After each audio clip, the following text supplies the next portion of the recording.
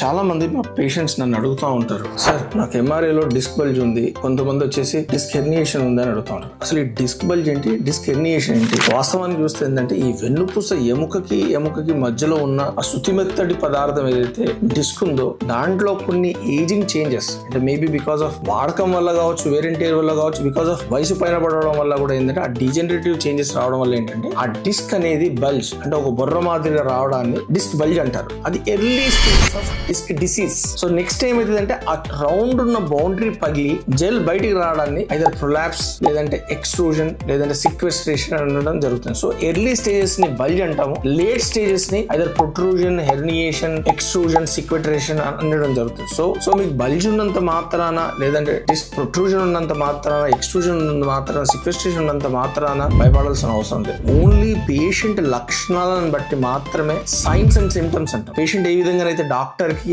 ఆయన సిమ్టమ్స్ చెప్తాడో అదే విధంగా డాక్టర్ ఏ విధంగా అయితే పేషెంట్ ఎగ్జామిన్ చేసిన తర్వాత ఏవైతే సైన్స్ ఎలిసిట్ చేస్తాడో దాన్ని ఉద్దేశించి మాత్రమే దానికి సర్జరీ అవసరమా, మెడిసిన్స్ అవసరమా, లేదంటే ఏమైనా ఫిజియోథెరపీ అవసరం అనేది నిర్ధారించడం జరుగుతుంది. This is all about disc bulge and disc protrusion. Myself and Dr. Ramesh Gajula at Panisha Spine Pain Ortho Sleep Center. Do subscribe my channel. Thank you.